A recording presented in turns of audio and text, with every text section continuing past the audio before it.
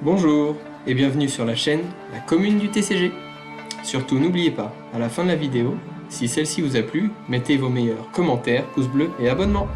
Merci et bonne vidéo à tous. Et bonjour à tous, on se retrouve aujourd'hui pour une petite deck profile sur Tenny, en Common Charity toujours. Donc surtout si vous ne connaissez pas le Common Charity, j'ai fait une petite vidéo présentation du format, rapidement. Vous pouvez cliquer sur le petit i d'information qui s'affiche en haut de l'écran pour voir cette vidéo. Merci à tous. Alors regardons tout de suite la deck profile Tenny. Eh oui, Tenny n'est pas juste un extender dans le deck Sword Soul dans le format standard de Yu-Gi-Oh! C'est également un vrai deck dans le format Common Charity. Alors voici un exemple de decklist, tout simple. On joue tout d'abord donc 3 Adara, 3 Ashuna, 3 Vishuda. On joue également 3 Shtana, 2 Mapura et 1 Nahata. Donc c'est des ratios de Tenny assez importants. Pour les joueurs donc, qui ne sont pas habitués au Common Charity et qui sont habitués au format standard, on ne joue pas autant de Tenny. Souvent on ne joue pas Nahata ni Mapura, et Shtana on joue parfois x1, c'est tout. Mais là on maximise les ratios vraiment. Il faut savoir que le Common Charity c'est quand même un format qui est un peu plus lent que le format standard, donc on peut se permettre d'avoir des cartes qui semblent un peu mauvaises, mais qui sont une toolbox en fait. Donc là, et puis c'est vraiment avec Tenny, donc on maximise pas mal les Tenny. On joue également 3 fois le Heavenly Dragon Cycle et la carte Vessel for the Dragon Cycle qu'on joue également 3 fois. On veut vraiment avoir de la stabilité quand même dans ce deck, on veut pouvoir faire un petit peu des choses, un petit peu ce qu'on veut, aller chercher les cartes, les Tenny qu'on veut, ou les envoyer au cimetière si besoin, enfin voilà. Donc ça nous prend 21 spots sur 40. Ensuite on joue également Sword Soul, mais on joue juste la piège, Blackout, qu'on va jouer x3. Alors pourquoi on joue Blackout ? Bah déjà parce que ça fonctionne avec les Wyrms, donc ça fonctionne très bien, ça synergise très bien avec nos Tenny, évidemment. Et surtout, on va jouer Prufiness x3 aussi, Prufiness qui dit que quand il est invoqué normalement ou spécialement, en coup d'activation, on peut bannir un piège depuis notre deck. Donc on peut activer l'effet de Prufiness et en coup bannir Blackout. Donc même si son effet se fait negate par un Veiler ou une Imperm, on a quand même Blackout qui va être banni, et effet de Blackout quand elle est bannie, on va pouvoir générer un token sur notre terrain. Donc ça c'est ce qu'on veut faire. En plus de ça, on va jouer donc 3 pots des désirs, hein. Forcément on joue beaucoup de cartes en x3, donc on peut se le permettre. 3 H, 3 Imperm pour les free spots et un call by. Et la dernière carte c'est la magie continue Jewels of the Valiant, qui dit que quand exactement un monstre est banni du cimetière, ce qui est assez facile à faire avec les Tenny, eh bien on peut envoyer un monstre depuis notre deck au cimetière qui a un attribut différent du monstre banni. Et on peut utiliser cet effet une seule fois par tour. C'est quand même pas mal. Donc on peut faire effet Ashuna, on le bannit, on peut spé Vishuda du deck par exemple. Ensuite on peut activer à la résolution Jewels of the Valiant et envoyer au cimetière un Shtana par exemple ou un Adara. Et si on est comme ça, après on peut faire effet Adara, on récupère Ashuna en main, on peut faire plein de petites choses comme ça. C'est assez sympa. Donc ça c'est pour le main deck. Et pour l'extra deck, on va jouer donc, 3 moines du Tenny, 3 chamans du Tenny, 2 berserkers du Tenny, 2 Sahasrara, esprit Tenny Sahasrara, qui est pas toujours très connue, mais elle existe en commune cette carte. Et elle est assez forte. Alors qu'est-ce qu'elle dit ? Elle dit, donc déjà c'est un Wyrm lumière, Link 4, 3000 d'attaque. Il faut 2+ Wyrm Monster pour l'invoquer.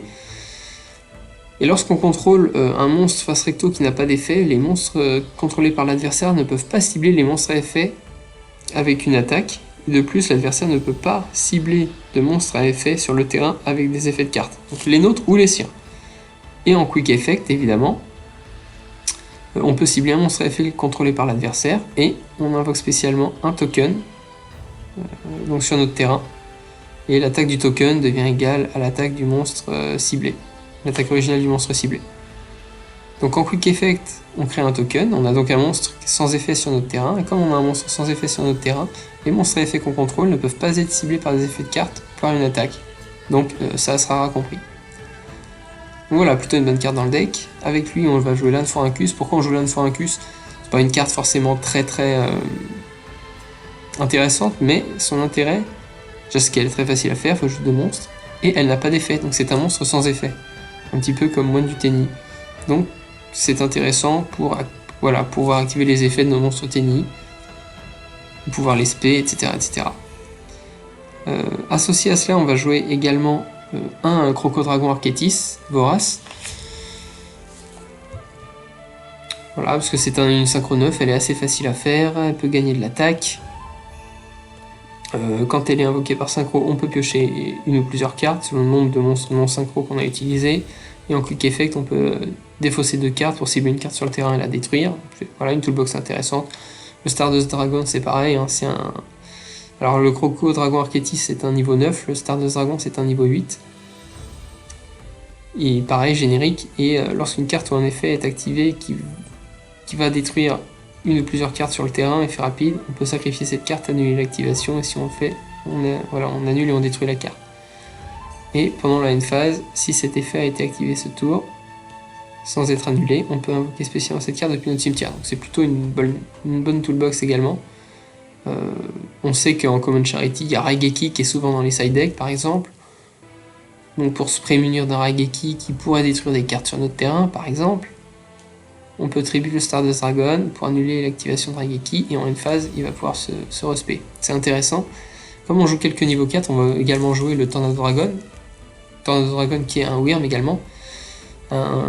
Donc une Xyz générique, 2 monstres de niveau 4, et une fois par tour en quick effect, on peut détacher un matériel de cette carte pour cibler une magie piège sur le terrain et la détruire. Contre les magies terrain, les magies pièges continues, c'est assez intéressant. Moi j'aurais bien rajouté également un monstre synchro, Malong. Je pense que l'Inde Forancus, on n'a pas forcément besoin d'en avoir 2. Par contre, Malong me paraît être une carte intéressante parce que c'est une synchro 6. Et dans ce deck là, mine de rien, les synchros c'est assez intéressant parce qu'on a H en synthoniseur, même si c'est pas la première utilité de H. On a le token de Sword Soul et on a Adara. Donc le Sword Soul token et Adara peuvent arriver quand même assez souvent et pouvoir faire une synchro, pour avoir un choix dans les synchros, ça me paraît assez important. Donc je pense que rajouter Malong qui est niveau 6 et voilà une synchro 6 générique, c'est assez intéressant. Cette carte dit que lorsqu'elle est invoquée spécialement, on peut augmenter ou diminuer son niveau de 1, sachant que c'est également un synthoniseur, un tuner. Donc derrière, on peut refaire une synchro 8 ou une synchro 9 si besoin. Et si cette carte est envoyée au cimetière, on peut cibler une carte face recto contrôlée par l'adversaire et la renvoyer à la main. Donc c'est plutôt intéressant, ça permet de gérer une carte sur le terrain adverse également. Voilà, donc ce que je vous propose de faire, hop là, c'est d'aller faire une petite game de démonstration. Non, pardon. Duel room, tac tac, solo mode. On est bien avec Tenni. Donc voilà la main, donc on a H si jamais on est go second. Donc là on va jouer comme si on était go first. Hop là, on va activer Pot des désirs, on va bannir 10 cartes. Puis on va piocher 2. Hop, ok, c'est intéressant. Ensuite, ce qu'on va faire, c'est qu'on va activer l'effet d'Ashuna. Hop, on va l'invoquer en défense. Ensuite, on va faire un moine du Tenni. On va pouvoir... Donc cette carte-là, elle dit envoyer un monstre depuis le deck au cimetière. Et ainsi on contrôle, on peut ajouter une carte à la main. Ok, c'est bon. Hop. Tac. Donc là, typiquement, on va pouvoir... qu'est-ce qu'on va envoyer? On va envoyer un petit Vishuda, parce que ça peut quand même être pas mal. Bon, on pourrait éventuellement le spé aussi avec Ashuna. On pourra spé autre chose avec Ashuna. Ça dépend sur quelle ligne de play on veut aller, en réalité. Là, on est en niveau 4. Si on a Adara, ça fait 5. On n'a pas de quoi faire. La 7. Si on a Adara, ça fait 8. On pourrait faire un Stardust Dragon. Ça pourrait être intéressant. Ok, on va plutôt envoyer un Mapura, par exemple, au cimetière. Et on va ajouter un Adara à la main. Hop là. Ça, c'est une très bonne carte. Là,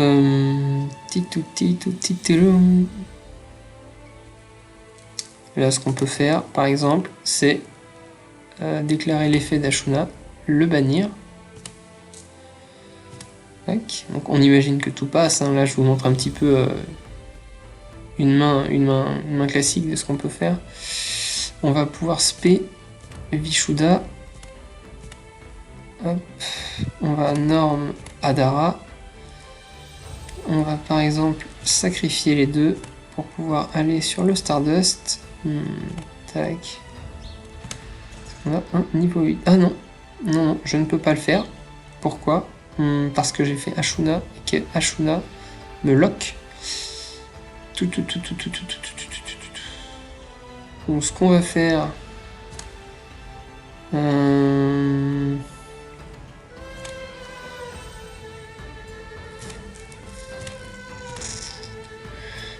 Tac, tac, tac, tout top deck. Voilà, on était comme ça. Donc ce qu'on va faire, c'est que... Comment est-ce qu'on va arriver à nos fins ici? On a un niveau 6, un niveau 8 et un niveau 9.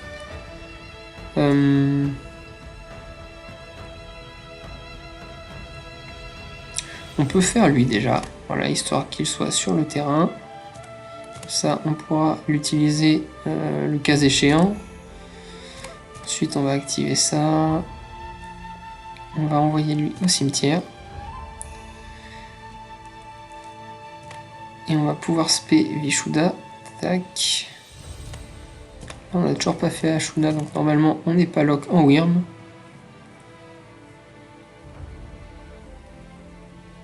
Ouais, c'est ça, c'est bon. Et en plus, cette carte-là au cimetière, elle est intéressante puisqu'elle a un effet. Et là, du coup, on n'a toujours pas norme. On peut normal summon, et cette fois-ci, on peut les envoyer au cimetière pour invoquer notre niveau 8. Hop là. Ensuite, on va sacrifier Shtana pour faire un autre moine du Tenni. Hop là. Et voilà, donc pour le tour d'après, savoir qu'on a quand même Stardust Dragon qui peut annuler une carte ou un effet activé qui va détruire une plusieurs cartes, un quick effect et revenir à la end phase. On a le Monk. Alors le Monk, en soi il fait rien, mais vu qu'on a Heavenly Dragon Cycle, on sait qu'on peut le tribute, on peut le sacrifier à un moment pour remettre une autre carte. Et puis on a des protections avec Shtana. Pour le tour d'après, on a aussi Ashuna qui pourra spé. Ah oui, on a une protection aussi du Monk avec Mapura. Pour le tour d'après, on pourra bounce une carte, donc renvoyer une carte du terrain à la main avec Vishuda. Voilà, petite chose sympa. Et puis on a une hache aussi évidemment pour stopper l'adversaire. Voilà, merci.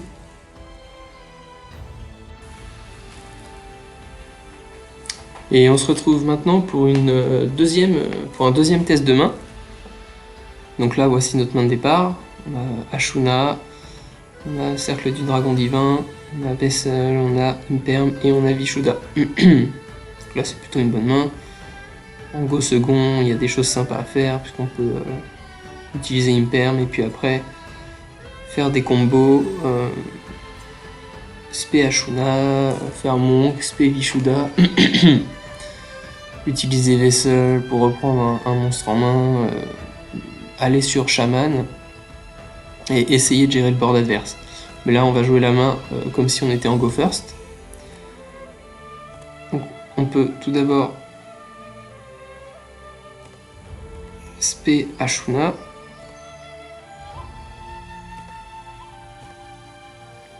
Tac, on fait un Monk. Ensuite, tac, on va spé et Vishuda. On va activer Vessel. On va envoyer par exemple un Shtana au cimetière et on va ajouter Adara à la main. Ensuite, on va pouvoir normal summon Adara. Et ensuite, on va utiliser Adara et Vishuda pour faire un petit Stardust Dragon, par exemple.